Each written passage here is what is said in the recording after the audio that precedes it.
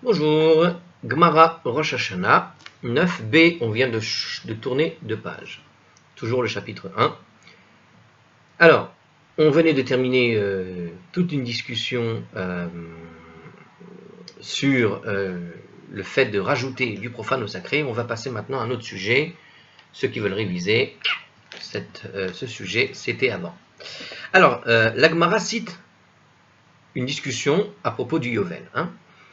Tanu Rabanan. Les sages ont enseigné dans une braïta, toujours pareil, 2 mots, 8 mots en français. Alors, Yovel hi, il y a écrit dans la Torah. Dans la braïta, il y avait écrit Yovel hi, et là la braïta nous revient sur ce problème du Yovel. Alors, on est dans le Vaïkra, le chapitre 25 au verset 10. D'accord ? Donc, qu'est-ce qu'il y a écrit dans ce verset ? Alors, on a 2 versets, vous vous rappelez, on avait fait déjà ces versets, il me semble que c'était le 8, le 9 et le 10. On avait une série de versets qui parlaient de ce sujet. Alors, on va répéter ces versets avant de se lancer dans la discussion de la Braïta. Ok ? Donc, on a une séquence. On voit que le commentaire nous explique qu'en fait, l'ordre dans lequel les versets sont donnés sont très importants en réalité. C'est-à-dire que les versets sont donnés dans un ordre précis, et cet ordre précis va nous obliger à faire des conclusions. On a le verset 9, le verset 10 et le verset 11, d'accord ? Il s'avère que Yovel hi, c'est le Yovel. On avait déjà discuté de ce sujet. C'est le verset 10. Mais on a dedans le verset 9, le verset 10 et le verset 11, et on va revoir ces 3 versets pour voir qu'il y a quelque chose à apprendre. Alors, en hébreu, Vea avarta shofar teruah bachodesh hashevi, basol hachodesh, bayom hakippurim, ta'aviru shofar bechol artsechem. Alors, le verset 10, Vekidashem et shenat hachamishim shana ukratem dero, ba'aretz lechol yosheveha, yovel hi, c'est le passage, tihiye lachem, veshavtem ish el achuzato, veish el mishparto tashuvu. Et enfin, le dernier verset, le 11, Yovel hi, encore une fois, Shenat hachamishim shana tihiye lachem lo tizra'u velo tiktseru et sefichia velo tivtseru et nezirea. Juste, vous avez remarqué que dans le verset 10 et dans le verset 11, on a la même expression Yovel hi. Or, le commentaire vient nous préciser ici que c'est celui du 10. Attention. En français, donc les versets, le verset 9, et tu feras retentir le son de la terouah du shofar le 7e mois, le 10e jour du mois, à Yom Kippour, vous ferez retentir le shofar à travers tout votre pays. Puis le verset 10, qui est la suite, et vous sanctifierez la 50e année, et vous proclamerez la liberté dans le pays, pour tous ses habitants. C'est le Yovel, donc c'est notre passage. Ainsi en sera-t-il pour vous, et vous retournerez chaque homme vers son patrimoine, et chaque homme vers sa famille, vous retournerez. Et enfin le dernier, c'est le Yovel, répétition, la 50e année, il en sera ainsi pour vous, vous ne semerez pas, vous ne couperez pas les regains, et vous ne cueillerez pas ces raisins laissés de côté. Très bien. Alors, donc le verset 9 nous parle de quoi ? Nous parle de l'obligation de faire retentir le shofar à Kippour, en particulier celui du Yovel. Le verset 10 enseigne l'obligation d'affranchir les esclaves juifs et de rendre le champ à leurs propriétaires ancestraux. Et le verset 11 nous parle de l'interdiction de travailler la terre durant l'année du Yovel. Donc on a 3 sujets et on va discuter de tout ça. Donc je reviens sur ma braïta. Les sages ont enseigné dans une braïta. C'est le Yovel. Yovel hi. Afalpi shelo shamtu, même si les gens n'ont pas abandonné, shamtu c'est shmita, même si les gens n'ont pas abandonné, ils n'ont pas laissé les champs à leurs propriétaires ancestraux. D'accord ? Même si les gens n'ont pas abandonné ces terres, ces champs, afalpi shelo tak'u, et quand bien même il n'y aurait pas eu le shofar qui a été sonné, yachol afalpi shelo shilechu, on pourrait se dire que le Yovel prend effet même si on n'a pas affranchi les esclaves. Talmud Lomar, hi, C'est pour ça qu'il y a écrit c'est le Yovel. Attention, nous dit le verset, c'est le Yovel, même si tu n'as pas libéré les esclaves, qui était le sujet du 3e verset. Même si tu n'as pas sonné le chauffard, sujet du 1er verset. Même si tu n'as pas qu'est-ce que j'ai pas fait quoi? Ah, même si tu n'as pas abandonné les champs, qui se trouve aussi dans le 2e verset. D'accord? Donc, des 3 versets qu'on a cités. Eh bien, malgré que tu n'as pas fait tout ça, ça reste l'année du Yovel. Pour nous enseigner quoi? Pour nous enseigner qu'une année où les esclaves n'ont pas été affranchis, on ne peut pas prendre le statut de Yovel. Allons bon. J'ai pas très bien compris. D'ivrei Rabbi Yehuda. Ce sont les paroles de Rabbi Yehuda. Donc, pour Rabbi Yehuda, j'ai le téléphone qui sonne, j'ai oublié de le stopper. Alors, désolé pour cette petite pause. Je reprends. La pause a été un peu plus longue que prévu. Alors, Yovel Hi, c'est donc le Yovel. Ça veut dire quoi? Même s'ils n'ont pas abandonné leur champ, comme je le disais, même si on n'a pas sonné le chauffard, et même si on n'a pas affranchi les esclaves, Yovel Hi, ça veut dire quoi? C'est le Yovel pour enseigner que si jamais on n'a pas fait tout ça, on ne peut pas prendre, une année où les esclaves n'ont pas été affranchis ne peut pas prendre le statut de Yovel. C'est les paroles de Rabbi Yehuda. Alors on va voir le petit 7 ici, enfin le commentaire, qui est numéro 7, la note. Le terme hi, d'accord, est exclusif. Ça implique que la 50e année est un Yovel seulement si les commandements énumérés dans ces versets sont observés. Bizarre. Faute de quoi, elle ne devient pas un Yovel par rapport à l'interdiction de travailler la terre. Il ressort donc que l'une des expressions Yovel, quand il y a écrit Yovel-hi, puisqu'on a vu qu'elle se répète 2 fois dans les versets, le premier, dans le 10 et dans le 11, une des expressions Yovel enseigne que ces obligations ne sont pas indispensables, alors que l'autre, hi, enseigne qu'elles le sont. Donc si je dis juste Yovel, alors c'est pas tout à fait comme je le pensais. Ici, quand il dit Yovel-hi, Yovel veut dire que les obligations ne sont pas indispensables, mais comme il a rajouté hi, ça veut dire qu'elles sont indispensables. On doit absolument faire ces choses qu'on a citées, a priori, c'est-à-dire sonner le chauffard, affranchir les esclaves, et abandonner les champs aux propriétaires originaux, sinon le Yovel n'est pas enregistré.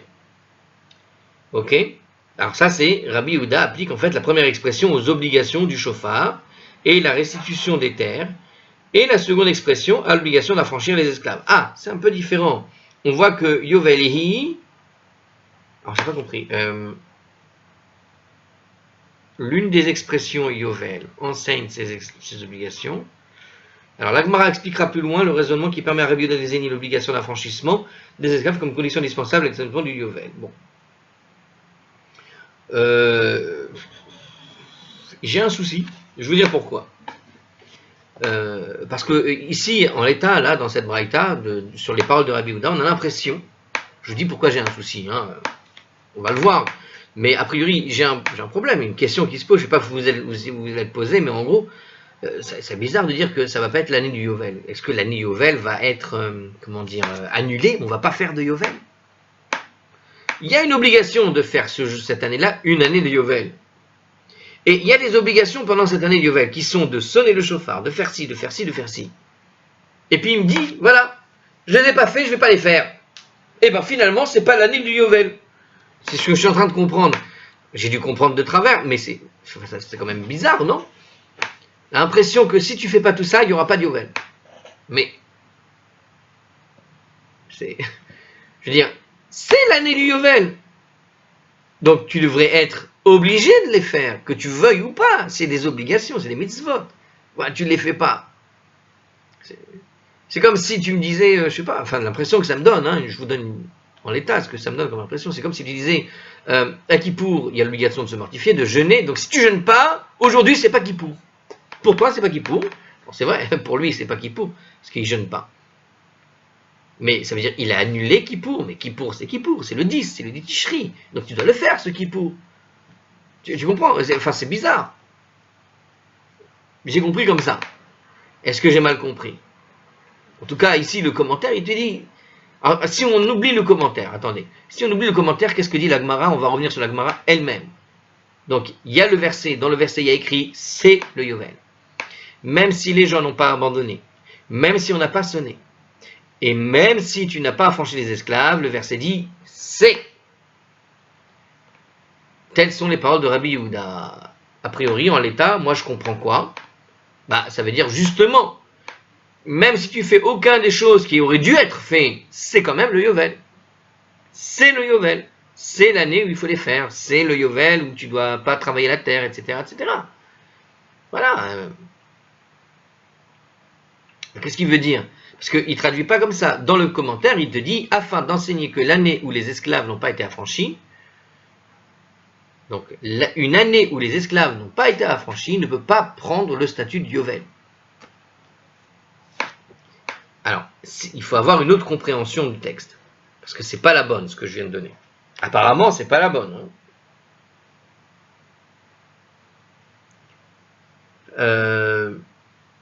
Alors, par exemple, il y a ici, même si on n'a pas sonné le chauffard, et il y a écrit aussi, si on n'a pas abandonné les terres à leurs propriétaires ancestraux.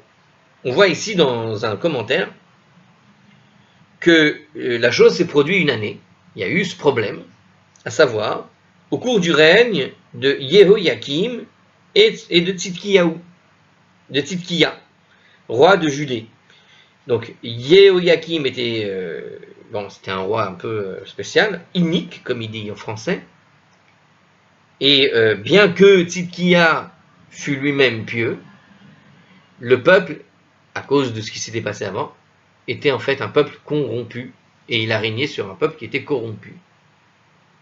Donc une année, effectivement, donc, on n'a pas abandonné les terres, on n'a pas lâché, quoi. Il y a les propriétaires avaient leur terrain, enfin, pas les propriétaires, mais ceux qui avaient acheté aux propriétaires ancestraux, c'est-à-dire aux descendants de ceux qui avaient hérité de la terre.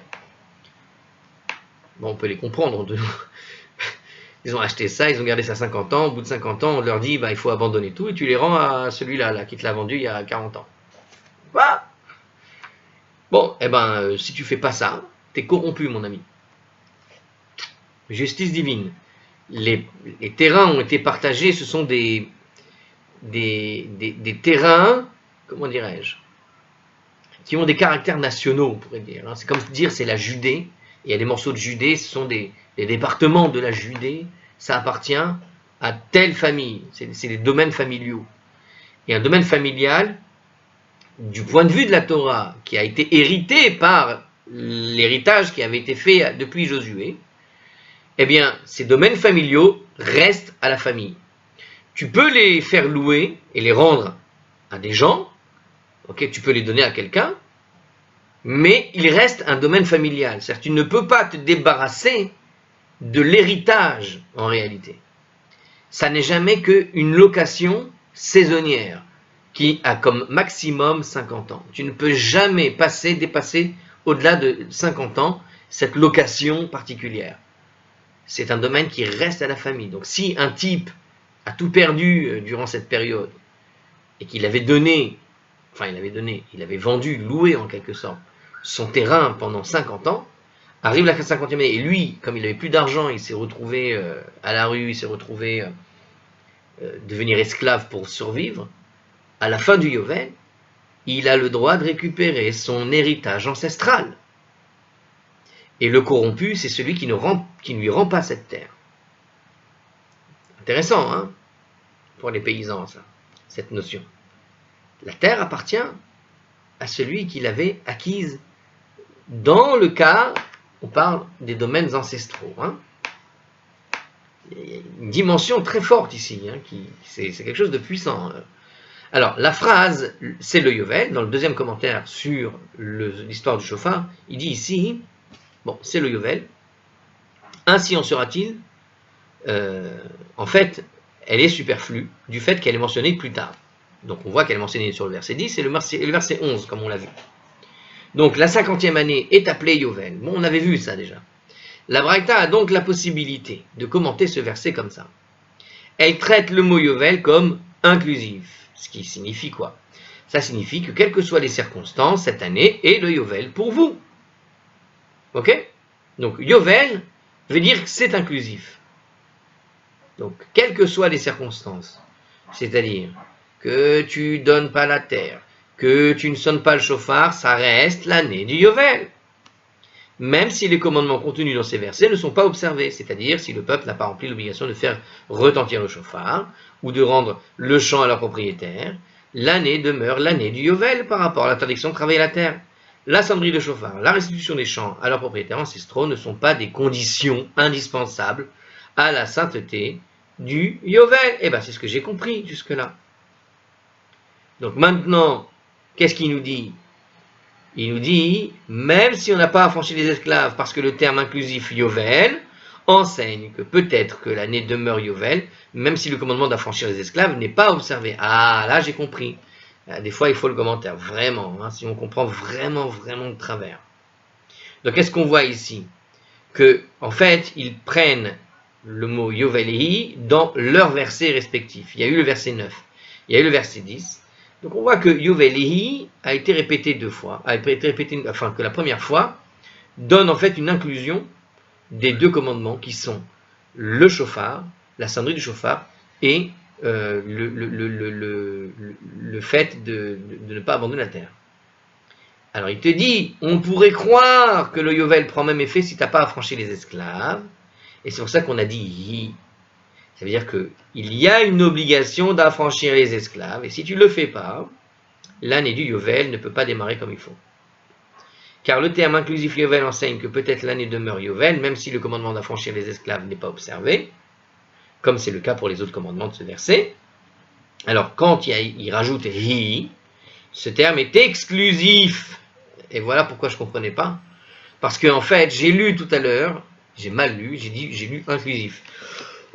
Alors qu'en réalité, il y a écrit dans le commentaire qu'il est exclusif. En fait, le hi, étrangement, c'est exclusif. Pour dire que c'est une année qui exclut l'idée de Yovel. Yovel, hi. Pourtant, ça me semble que quand tu dis hi, ça veut dire c'est. J'arrive pas à voir comment il l'exclut ici. Je ne comprends pas pourquoi il l'exclut.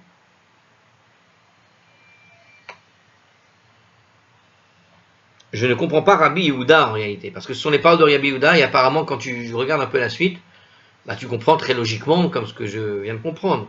Alors, pourquoi il est exclusif pour Rabbi Yehuda, hein? On essaie de comprendre ce que dit Rabbi Yehuda. Si on s'en tient à la logique simple, voilà, Yovel hi, même avec lui, c'est le Yovel. Il a répété deux fois, c'était Yovel quand tu n'as pas fait ça et ça, et si tu ne fais pas ça, bah, c'est encore Yovel. C'est pas logique.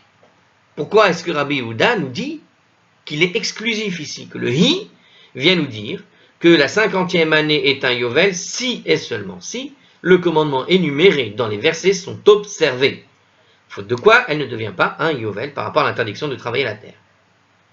Il ressort donc que l'une des expressions Yovel enseigne que ces obligations ne sont pas indispensables, hein, alors que l'autre expression, le C, le hi, enseigne qu'elles sont indispensables. Rabbi Yehuda applique la première expression aux obligations du chauffard et de la restitution de la terre, et la seconde expression à l'obligation de l'affranchissement des esclaves. L'Agmara expliquera plus loin le raisonnement qui permet à Rabbi Yehuda de désigner l'obligation d'affranchissement des esclaves comme condition indispensable à l'établissement du Yovel. D'accord, on va voir plus loin d'où il sort son idée. Intéressant. Bon, en gros, ici on voit que dans notre première expression, on inclut les deux commandements, parce que tu aurais pu croire, effectivement, qu'on aurait pu, voilà, même si on n'a pas affranchi les esclaves, il a fallu rajouter Yovel hi une deuxième fois. Bon. Allez, on fait la suite.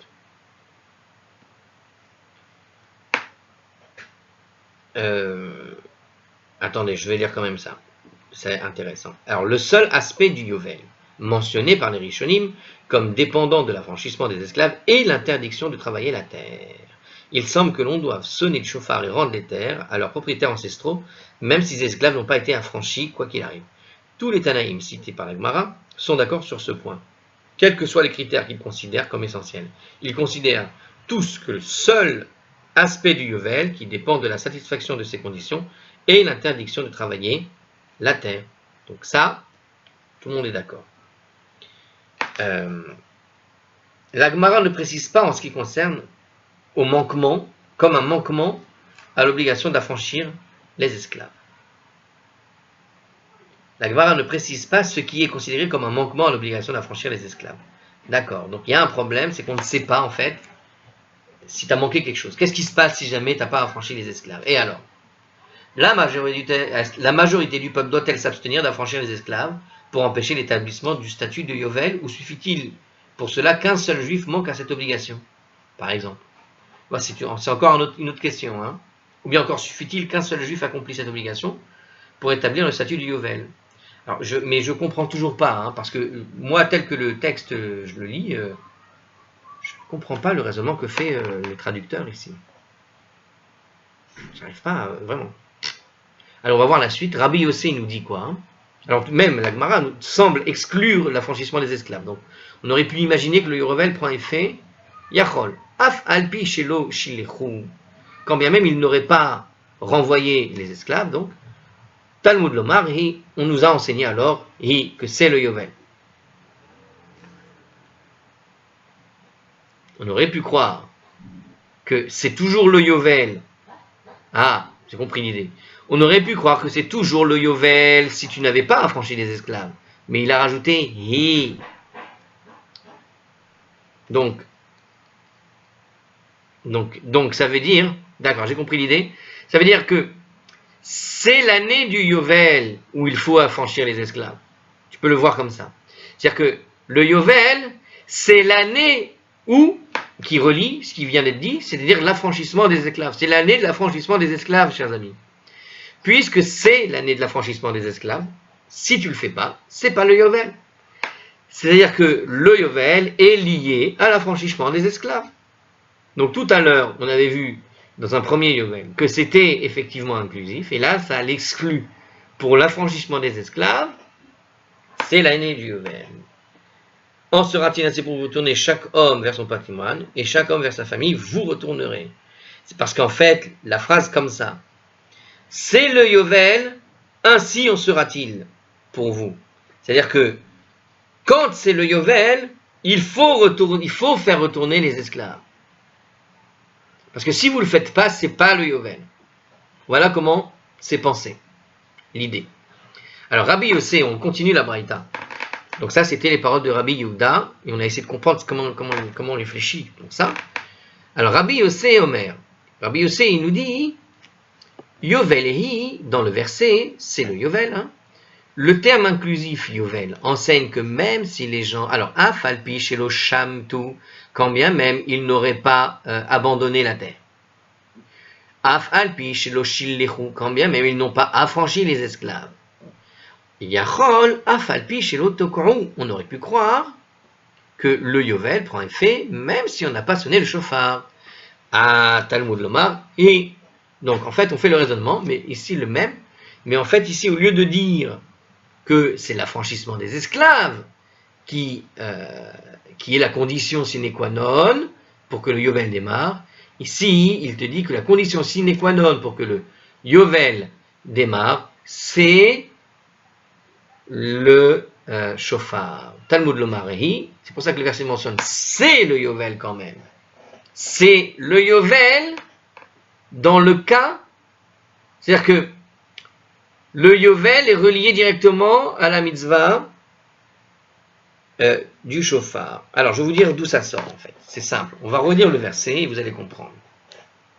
Avec moi, hein, parce que je n'ai pas tout de suite compris. Mais je pense avoir... voilà, on va voir. On voit bien que le premier verset, le verset 9, on dit, c'est l'obligation du Kippour. D'accord ? C'est l'obligation de sonner le shofar. Le verset 11 commence par Yovelehi. Donc la question qui se pose ici, Yovelehi, c'est inclusif et exclusif en fait. C'est-à-dire que comment dire, la notion d'inclusif et exclusif dit dans le baragouinage là, du commentaire en français, peut-être ça embrouille un peu. En fait, on voit que le verset, dans la structure, on a le verset 10, puis on a le verset 11. D'accord? Dans mon verset 10, j'ai Yovelehi. Dans le verset 11, j'ai Yovelehi, mais en début de phrase. Donc, ce Yovelehi en début de phrase implique que pour tout le monde, on ne peut pas semer, on ne peut pas faire, etc. Ça, de toute façon, on ne peut pas récolter, on ne peut pas labourer le champ, etc. Ça, tout le monde est d'accord. Le problème vient dans l'expression Yovelehi à l'intérieur de cette phrase. On va voir où est-ce qu'elle se trouve, cette phrase, au milieu, là, dans le verset 10. Et vous sanctifierez la 50e année, vous proclamerez la liberté dans le pays pour les habitants. C'est le Yovel. Disons qu'on met un point ici. D'accord? Ici, ils mettent une virgule. Mais disons qu'on met un point ici et avant, c'était une virgule. Ça veut dire que le Yovel est forcément l'année où tu libères les esclaves. Ça veut dire que la libération des esclaves entraîne qu'il s'agira du Yovel. Donc, on maintient l'idée que c'est le Yovel si on libère les esclaves. Ceux qui ne libèrent pas les esclaves, quelque part, repoussent le Yovel. Ils le repoussent. Ce que ça veut dire, pourquoi il le repousse, comment c'est possible, j'arrive pas à imaginer, toujours pas. Mais apparemment, il resterait un moyen de repousser le Yovel. Il peut y avoir 2 années de suite, par exemple, quand tu as la Shemitah qui arrive et le Yovel, ça peut être très compliqué, peut-être c'était un moyen de ne pas, après une famine, je ne sais quoi, il ne fallait pas faire le Yovel. Donc, espèce de moyen qui permettrait de ne pas le faire. Donc, pour Rabbi Yehuda, il te dit ici, par rapport au verset, que c'est le Yovel est entièrement collé à la liberté dans le pays pour tous ses habitants. Et donc, quelque part, cette liberté pour tous ses habitants, l'affranchissement des esclaves, comme on dit en français, eh bien, c'est le Yovel indique, l'expression c'est le Yovel, nous indique que ça ne peut se faire qu'avec cet affranchissement. Sans l'affranchissement, on n'a pas de Yovel. Alors, comment maintenant il comprend le deuxième ici, Rabbi Yossi, il te dit que, en fait, nous, même si les gens n'ont pas abandonné, comme dans le premier verset, la terre, alors, comme le début, pardon,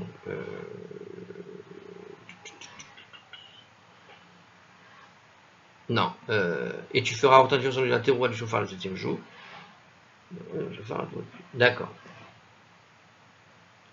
Alors, comment il le fait ici? J'arrive pas à voir comment il le fait. Alors, on pourrait penser que le Yovel prend... Alors, je répète ce que dit Rabbi Yossi. Donc, Rabbi Yossi pour Rabbi Yossi, dans le verset, c'est le Yovel. En fait, le terme de Yovel, ça veut nous dire quoi? Que même si les gens n'ont pas abandonné, même si on n'a pas affranchi les esclaves, on pourrait imaginer que le fait de ne pas avoir sonné, le chauffard, ce sera quand même le Yovel. Mais il y a écrit hi, c'est... C'est-à-dire qu'il y a une connexion qui oblige le son du chauffard. Celui qui ne sonne pas le chauffard empêche la venue du Yovel. Si on ne sonne pas le chauffard dans le pays, le Yovel, on ne rentre pas dans l'année du Yovel. Alors, ici je vois, alors il y a le commentaire, mais on voit que Rabbi aussi explique en fait son raisonnement juste après. On est toujours dans la Braïta qu'on a rapportée sur le Yovel. Donc on a donné l'opinion de Rabbi Yehuda, on vient de donner l'opinion de Rabbi Yossi, et Rabbi Yossi nous explique que l'obligation du chauffard relie le Yovel de façon claire, à savoir que si le chauffard n'a pas sonné, eh bien, il n'y a pas de Yovel. C'est pour ça qu'il faut le faire. Il faut faire le chauffard. Obligatoire, obligatoire. Sinon, on ne rentre pas dans le Yovel. Alors, quel est le raisonnement? Mais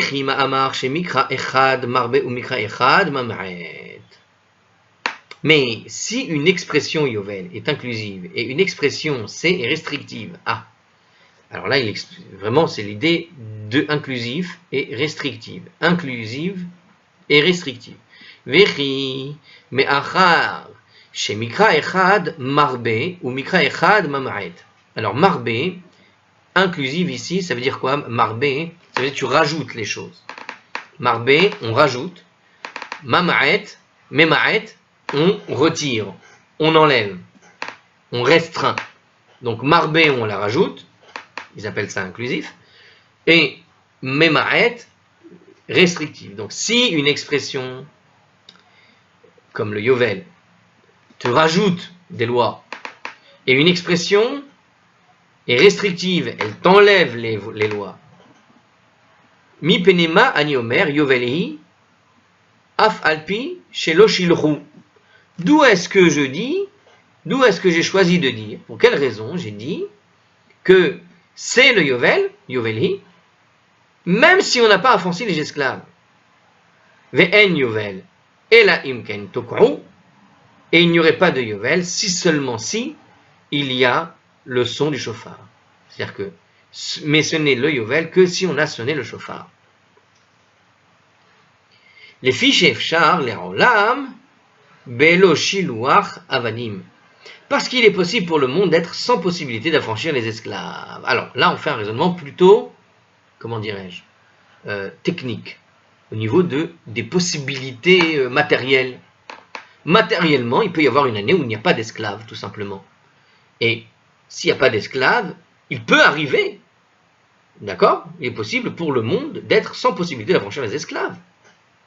Imaginez un monde où il n'y aurait pas d'esclaves. Je ne peux pas affranchir l'esclave. Si je ne peux pas affranchir l'esclave, alors il n'y a pas de yovel. Peut-être, moi j'ai compris comme ça. Mais il est impossible pour le monde d'être sans possibilité d'effectuer la sonnerie du chauffard. Il est impossible pour le monde d'être sans possibilité. Il y a toujours une corne de bélier, il y a des béliers. Je veux dire, tu peux fabriquer un chauffard, tu as toujours la possibilité de sonner le chauffard dans le monde. Il y aura toujours quelqu'un qui sonnera. D'accord? Donc on peut supposer que la Torah fasse dépendre le yovel d'une action qui est toujours réalisable, mais pas d'une action qui risque d'être impossible à accomplir. Alors pourquoi elle ne serait pas accomplissable, cette action?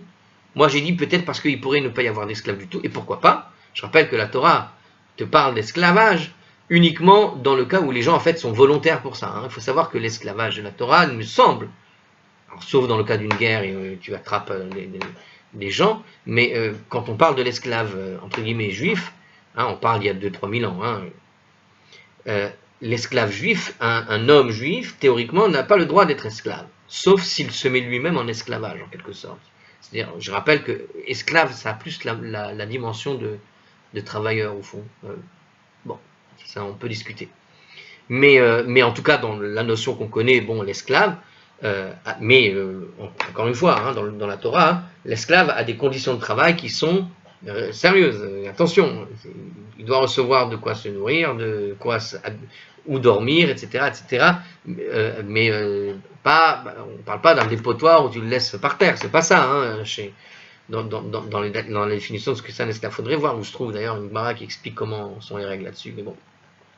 En tout cas, on voit quoi? On voit que il est possible pour le monde d'être sans possibilité d'affranchir les esclaves. Et moi, j'avais pensé tout simplement, bah oui, parce que comme un juif devient esclave sur sa propre initiative, quand il a un problème financier ou je ne sais quoi, imaginez demain dans un monde où l'économie tourne, mais alors à plein régime, c'est bien, il y a tout le monde, il n'y a aucun dans le système qui va être établi où il va y avoir un manque et personne n'est obligé de se mettre en esclavage. Eh bien, d'une certaine façon, dans un monde comme celui-là, sachez-le, il n'y a pas de possibilité d'affranchir un esclave s'il n'y en a pas. On est d'accord?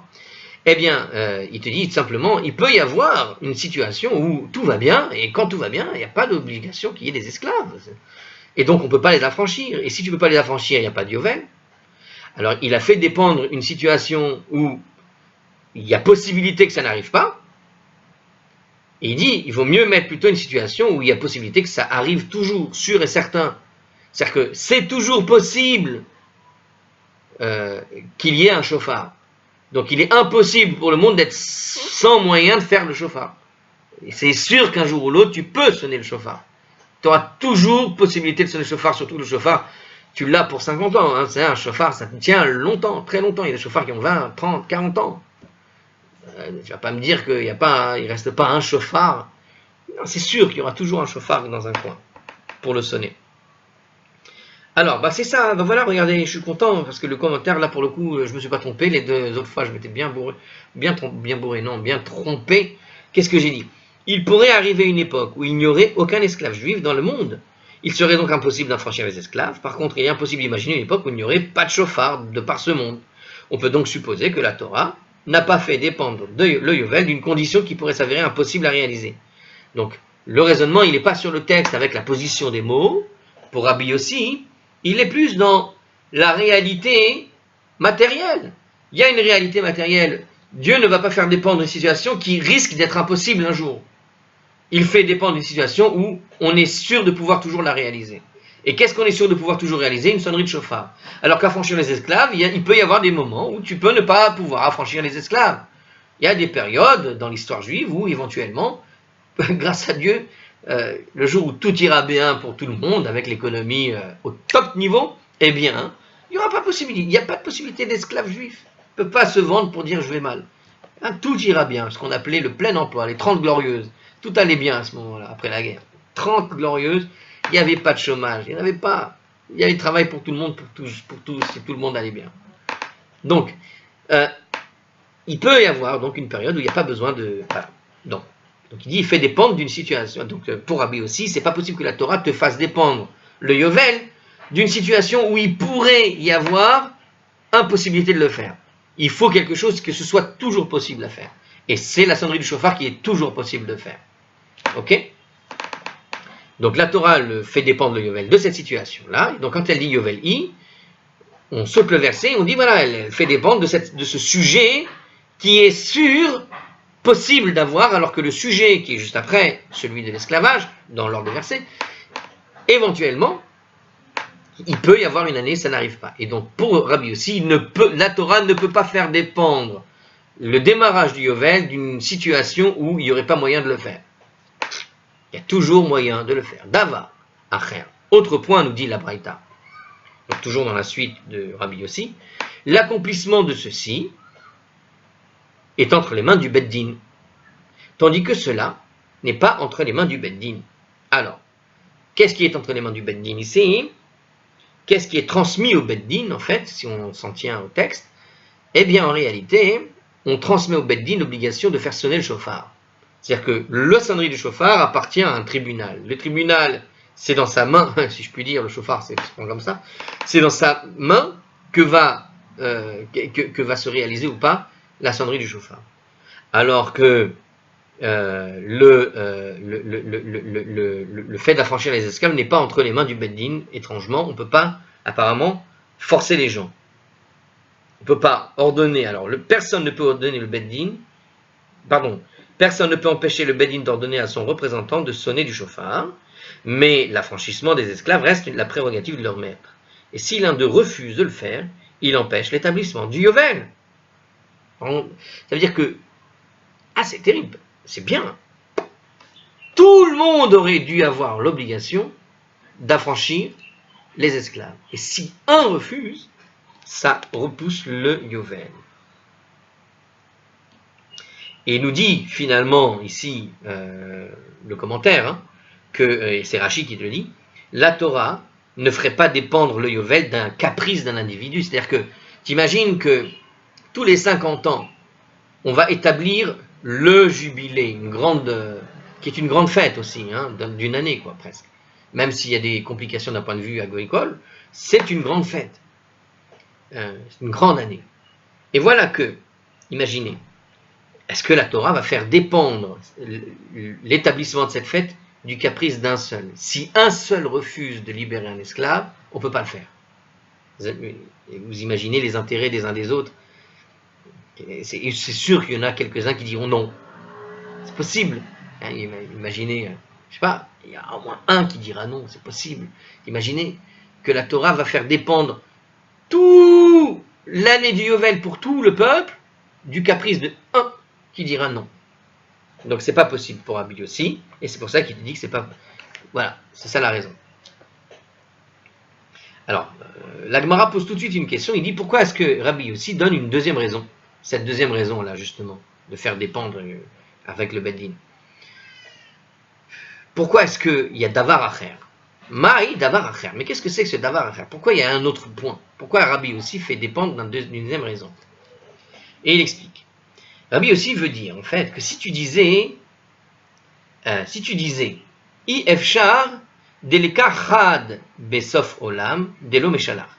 Alors je répète, vechitema i efshar deleka chad besof olam delo meshalach.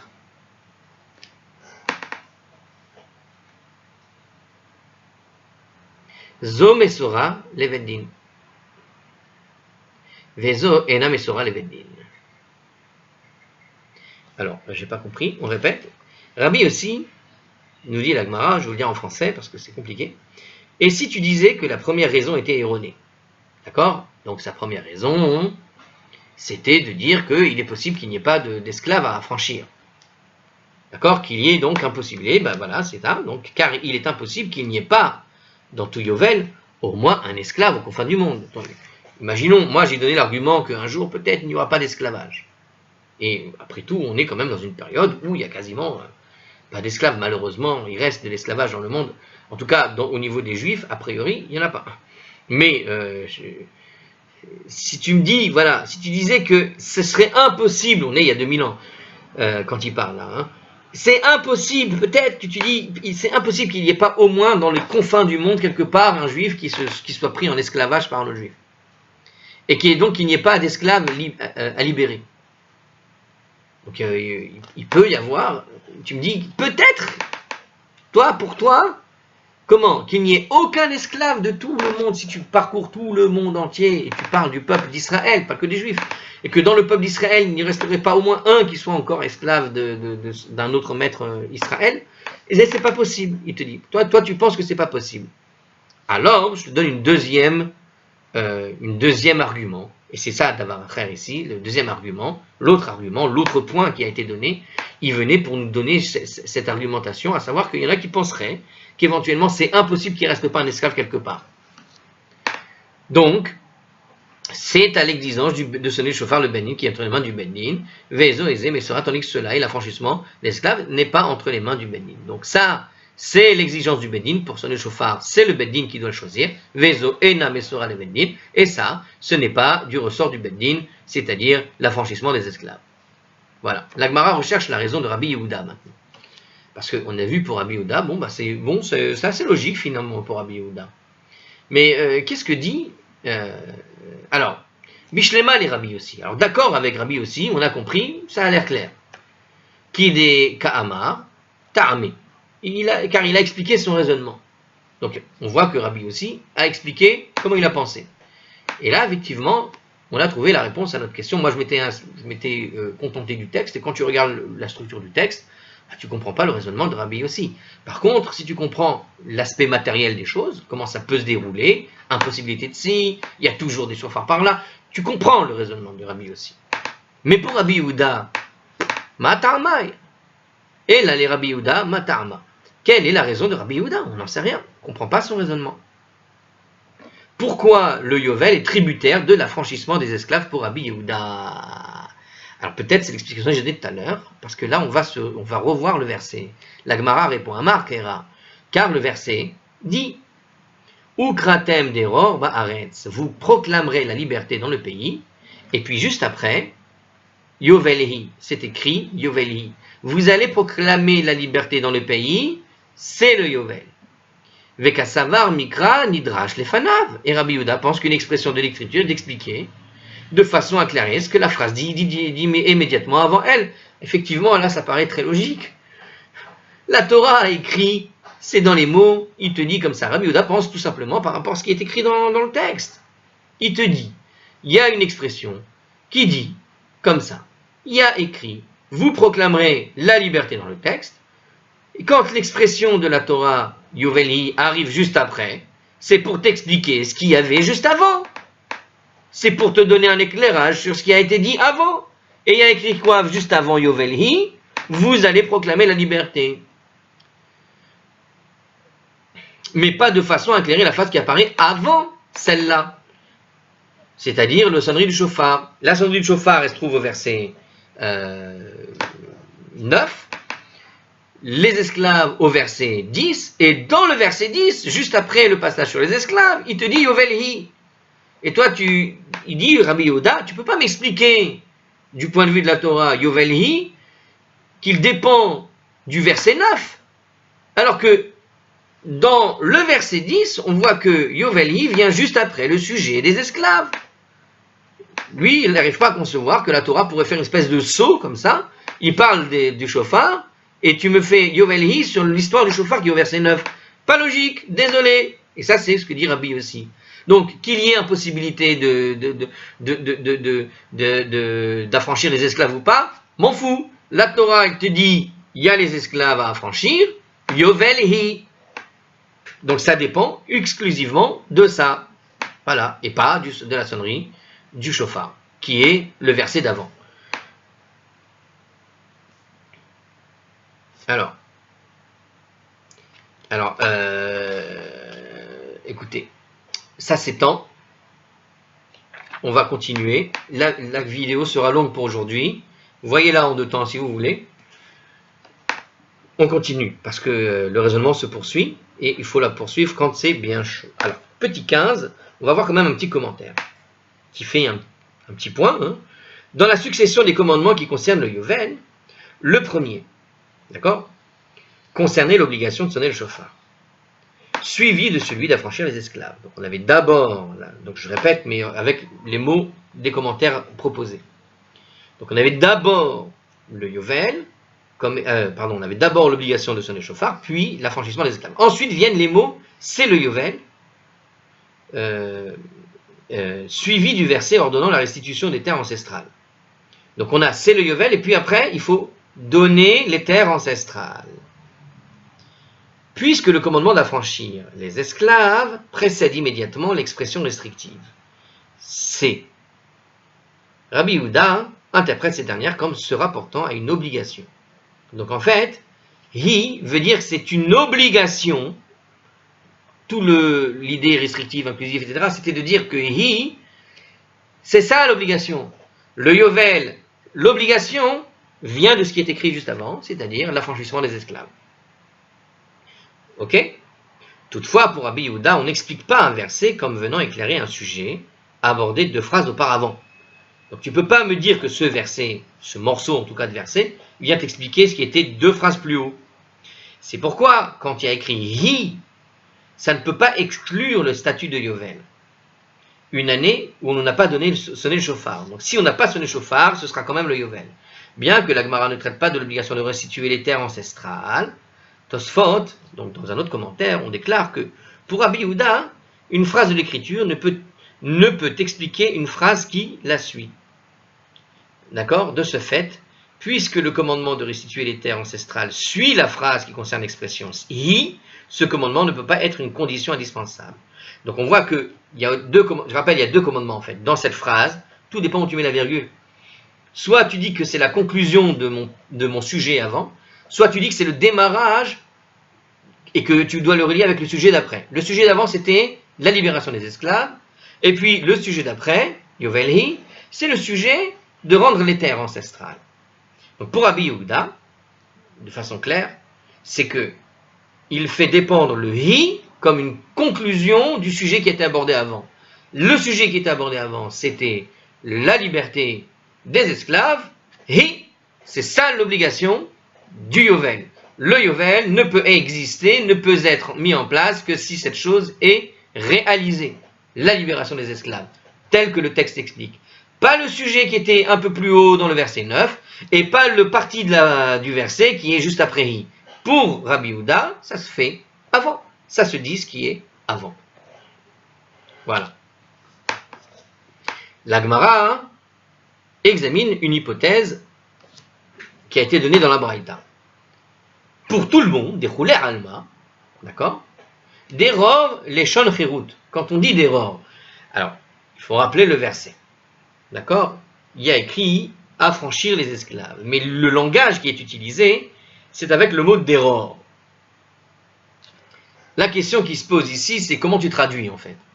Donc en fait, la Gemara discute d'une obligation, c'est-à-dire que si on devait suivre la Gemara dans sa logique, il faut savoir que la Gemara, quand elle parle, elle cite le verset tel qu'il est écrit, mais il plane toujours un doute sur comment tu comprends le verset en fait. Nous, on a donné une traduction, parce que voilà, on a quelque chose de traduit. Quand c'est traduit, tu as déjà fait, entre guillemets, une partie du travail. Ou tu as supprimé une partie du travail. Pourquoi? Parce que quand c'est traduit, tu donnes une direction à ce que veut dire le texte. Alors que l'Agmara, quand elle cite le verset, elle te parle d'une obligation, mais sans préciser de quoi il s'agit en réalité. Elle te donne juste l'expression, c'est ça qu'il faut faire. Donc, Ukratem deror ba'aretz, qu'on a traduit, vous proclamez la liberté dans le pays. En réalité, Ukratem, ça on est sûr que ça veut dire vous allez proclamer. Ba'aretz, on est sûr, ça veut dire dans le pays. Deror, c'est pas qu'on a un doute, mais c'est un terme qui n'est pas toujours utilisé. Et en hébreu, deror, c'est chérut. C'est la liberté normalement. Le mot deror ne signifie pas toujours le mot liberté. Il peut signifier autre chose. En tout cas, il est mystérieux, parce qu'en hébreu, si tu veux dire liberté, tu utilises chérut. Et c'est ce que dit ici. Pour tout le monde, la Brataï a supposé, pour Rabbi Yossi, Rabbi Yehuda, tous ceux qu'on a cités, s'accorde à dire que l'expression deror veut dire liberté. D'accord? Mamashma. Mais d'où ça sort? Un deror, ça pourrait être d'or, la génération, ça peut être autre chose. Il peut y avoir autre chose. Donc en fait, là, la question de la Gemara ici, c'est de savoir, mais comment tu comprends le mot deror? D'où ça sort? Alors la Gemara explique. D'Etania, parce qu'il a été enseigné que dans une braïta, en deror et la leshon cherut. En fait, c'est une braïta qui fait une traduction, tout simplement. Donc deror, a priori, ça devrait être un autre langage que de l'hébreu.